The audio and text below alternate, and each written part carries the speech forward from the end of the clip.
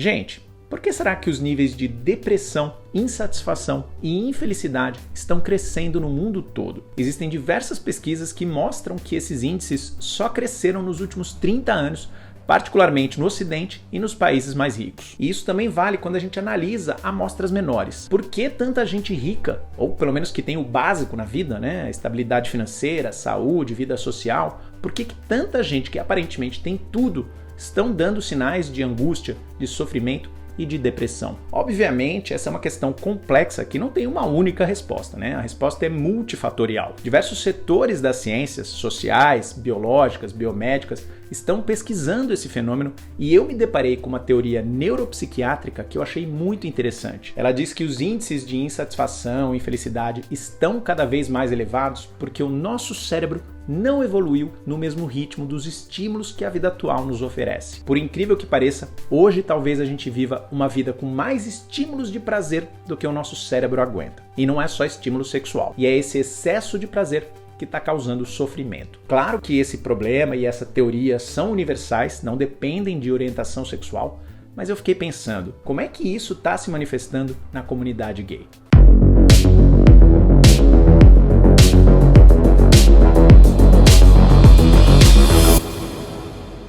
Aqui no canal Gay Nerd a gente fala de cultura pop e questões da vida gay, às vezes tudo ao mesmo tempo. Se você curte esses dois universos e acredita no meu trabalho para criar uma comunidade um pouco mais nerd e bem mais saudável, considere se tornar um apoiador do canal e receber benefícios incríveis. É só clicar no botãozinho Seja Membro embaixo do vídeo. Um Pix de qualquer valor também ajuda muito. E para você que já mandou Pix, eu só tenho a agradecer. Esse canal não seria viável sem a ajuda de pessoas como você. Então, muito obrigado. Essa teoria do excesso de prazer foi criada pela psiquiatra americana Anna Lembke. Ela é professora de psiquiatria na Universidade de Stanford e também diretora da Clínica de Medicina do Vício, também em Stanford. Guarda essa informação que ela é importante. A Anna chama essa teoria de paradoxo da abundância. Paradoxo é quando duas ideias não fazem sentido juntas, né? Quando elas aparentemente parecem contraditórias, que é exatamente esse caso. Como é que essa abundância de prazer, né, de coisas boas, pode estar causando sofrimento psíquico e até físico. Ela começou a se dar conta disso a partir dos pacientes que ela atendia. Stanford fica numa das regiões mais ricas da Califórnia, que é o estado mais rico dos Estados Unidos. E ela estava se deparando com pessoas que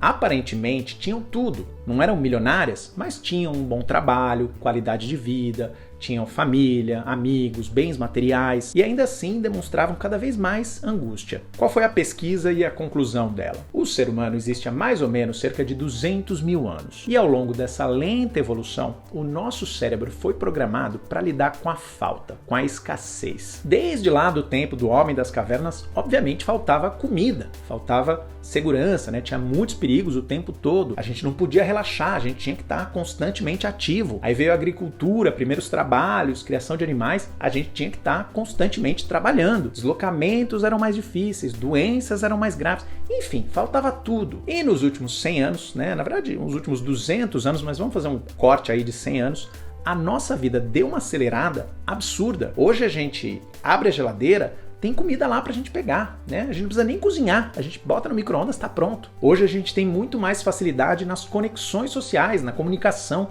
A gente pode falar com todo mundo a qualquer momento. A gente tem mais remédios, mais tratamentos, a expectativa de vida é maior. Apesar do capitalismo, a gente tem mais descanso. O conceito de férias é relativamente moderno. E mesmo o que fazer nesse descanso, a gente tem muito mais opções. E a coisa ficou muito pior na era digital. A Anna Lembke usa um verbo que não existe em português, mas ela argumenta que a era digital permitiu que o capitalismo drogificasse quase todas as atividades humanas. Ou seja, transformou quase tudo numa droga, no sentido de viciar a gente. Lembra que eu falei que ela era diretora da Clínica da Medicina do Vício? Pois é, se tem alguém que sabe identificar vício, é ela. Todas as atividades humanas foram reconfiguradas, nas palavras dela, para se tornarem mais potentes, mais acessíveis, mais reforçadoras daquele próprio hábito e praticamente infinitas. É só você pensar nessa coisinha aqui, né, que mudou completamente os nossos hábitos. O feed do Instagram, do TikTok, do Twitter é infinito. Likes são um feedback para criar um looping comportamental. Você faz aquilo, você ganha um like, você fica feliz, você quer fazer mais daquilo. As redes sociais são um grande exemplo, mas não são o único. Hoje a gente pode pedir comida sem nem levantar do sofá. E a própria comida ultraprocessada é mais quimicamente carregada para causar a sensação de desejo, de euforia, de felicidade quando a gente come, ou pensa na Netflix, por exemplo. Você sabe que uma das coisas que mais me faz feliz na vida é assistir filme e seriado. E hoje eu tenho acesso a uma quantidade de filmes e séries infinitamente maior e mais barato do que quando eu ia na videolocadora do meu bairro. E isso também vale pro Grindr. Aí já pensando num recorte para a comunidade gay. Hoje a gente passa por esse ciclo de conhecer alguém, paquerar esse alguém, se conectar com ele, né, seja um papo, date, sexo, enfim, e depois passar para outra pessoa numa velocidade muito maior do que em qualquer outro ponto da história da vida gay. A gente faz isso muito rápido, a gente vai um atrás do outro. E tudo isso, não só o Grindr, tudo isso que eu falei, tem um impacto no cérebro que a Anne explica de um jeito muito didático. A neurociência descobriu nas últimas décadas que o prazer e a dor são processados na mesma região do cérebro. E esse processo é como se fosse uma daquelas balanças de pratos. Se a gente sente dor, a balança pende para um lado. Se a gente sente prazer, ela pende para o outro. E como você deve imaginar, o objetivo do cérebro é tentar manter essa balança equilibrada. É o que os neurocientistas chamam de homeostase. Para isso, o cérebro usa neurotransmissores, que são substâncias químicas que ativam ou não a nossa área de prazer. Talvez você já tenha ouvido falar de alguns deles, né? Endorfina, serotonina, dopamina. Inclusive o livro que a Anna Lembke lançou sobre essa teoria se chama Nação Dopamina. Eu vou colocar o link para ele no descritivo do vídeo. Só que esse retorno ao equilíbrio, ele não é preciso, ele não é perfeito. Quando você recebe muito prazer, o cérebro causa uma sobrecarga para o lado da dor. Ele não para certinho no meio, ele vai fundo até compensar o que você sentiu de prazer. E se você parar para pensar, essa sensação é muito comum. É a ressaca depois de uma bebedeira, é aquele baixo astral depois de certas drogas, é aquela sensação de culpa, de indolência quando a gente exagera na comida, ou quando a gente maratona um filme, uma série e fica procrastinando o trabalho. Com o tempo, as coisas vão se equilibrando, vão voltando ao normal. Só que a gente tinha esse tempo no passado, a gente não tem mais. A gente tinha um intervalo maior entre esses picos de dopamina. 200, 300 anos atrás, se você fizesse um puta banquete, primeiro que não era acessível para todo mundo, mas se você conseguisse fazer um puta banquete, talvez você levasse dias para conseguir aquela quantidade de comida de novo. Se você transasse com um desconhecido, ia levar dias até você arranjar outro desconhecido. E é esse intervalo que a gente perdeu. A gente vive num mundo de constantes estímulos positivos, constantes doses de dopamina. Talvez nem sempre overdoses, mas doses constantes. A gente tá toda hora no celular, toda hora vendo um vídeo engraçadinho, beliscando alguma coisa. E chega num ponto em que você começa a fazer tudo isso não mais para sentir prazer, mas para sentir normalidade, porque esse é o seu novo nível. E se você é forçado a parar, aí a rebordosa vem com tudo. Vem com aqueles sintomas clássicos da abstinência: ansiedade, falta de energia, irritabilidade, insônia, aquele desejo de usar de novo, que, segundo a Anne, são os elementos que causam essa sensação generalizada, amorfa de insatisfação, né? Quase um vazio existencial. E como é que isso aparece entre os gays? A gente sabe que tem um segmento da comunidade, não é a comunidade toda, é um segmento dela, que tem uma relação mais intensa com o uso de substâncias químicas, com sexo casual, com festas, com consumo desenfreado. Muitas vezes essas coisas andam juntas, viram um estilo de vida praticamente. E essa teoria da Anne pode ajudar a explicar por que tantos gays ficam presos nesse ciclo. Não é a única explicação, eu disse lá no começo que é um problema multifatorial, mas pode ser uma delas. Só que essa vivência também é cercada de muitos julgamentos. Ah, essas pessoas são vazias, são fúteis, são infelizes, não tem Deus no coração. Se usa droga, ah, é tudo bandido. Se transa muito,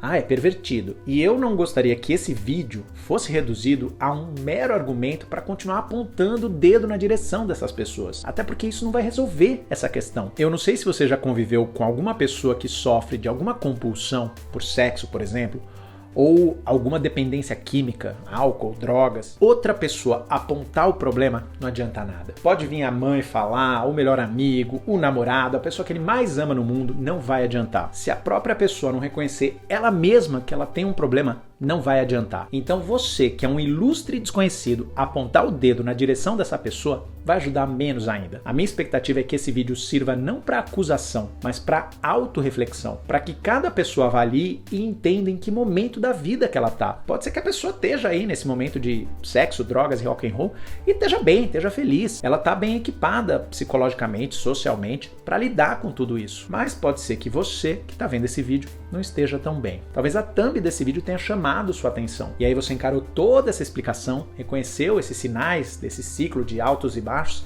e agora tá pensando, pô, e agora? Eu não tô feliz. Eu quero sair dessa montanha-russa, eu quero sair desse looping. A solução da própria Anne é bem contraintuitiva. Ela sugere para os pacientes um jejum de dopamina, ou seja, ficar sem aquela fonte de prazer que você está acostumado. E eu sei o que você está pensando, né? Tipo, cara, minha vida tá um saco, o único prazer que eu tenho na vida é isso e eu vou ter que abrir mão? Pois é. Sabe quando bate aquela depressão pós-Grindr ou fúria pós-Grindr, mais comum ainda, e aí você decide deletar o app? É exatamente isso. Mas tem que ser pelo menos por 4 semanas. Esse é o tempo para a balança de pratos se equilibrar novamente. 4 semanas sem redes sociais, ou sem festas, sem sexo casual, sem compras impulsivas, sem celular e sem comida é mais complexo, né? Não dá para ficar totalmente, mas dá para você tentar monitorar um uso um pouco mais saudável, um pouco mais consciente. E não é só isso. Ela também recomenda que você deliberadamente pratique alguma atividade que cause desconforto em doses moderadas. Sugestões? Exercício físico, jejum intermitente, banho ultra gelado, meditação e por aí vai. Ela diz que isso já é suficiente para melhorar a vida de 80% dos pacientes dela. Então vale considerar. Eu sei que a gente está vivendo tempos difíceis, tempos desafiadores, especialmente para nós que somos LGBTQIA+, homofobia, preconceito. Então dá vontade de fugir, dá vontade de se refugiar nesses pequenos prazeres. Mas se você está preso nesse ciclo para baixo, eu espero de coração que você consiga sair dessa, consiga restaurar esse equilíbrio do cérebro e encontrar o caminho para uma felicidade mais saudável. Gente, eu sei que você tem muita coisa para falar nos comentários, mas bora segurar o julgamento. Eu sei que você tem a sua opinião sobre os gays festeiros, os gays transantes, mas a gente não tá aqui para isso. A gente tá aqui para olhar para nós mesmos. Eu mesmo me reconheci em vários comportamentos e sintomas descritos pela Anne. Se você precisar desabafar sobre essa ou qualquer outra questão, as minhas redes sociais estão sempre abertas. Manda uma DM para mim ou escreve para canalgaynerd@gmail.com ou mesmo do Pix. Outra opção para quem tá em São Paulo é participar de um novo evento que eu tô criando em parceria com o psicólogo Leiliano Reis, chamado Roda de Acolhimento. Vai ser uma tarde de imersão com outros gays, um grupo bem reduzido, para a gente poder conversar sobre tudo que a gente achar importante, poder desabafar mesmo, como se fosse uma terapia em grupo. O Leiliano já conduziu vários eventos desse tipo, ele sabe como direcionar essa troca de experiências para a gente sair dali com mais força, mais empatia e mais confiança no futuro. Vai rolar dia 27 de abril e o link para os ingressos está no descritivo do vídeo, no primeiro comentário fixado, ou você pode usar a câmera do seu celular nesse QR Code que está aparecendo. A gente se vê lá ou no próximo vídeo. Cada vez mais gay, cada vez mais nerd.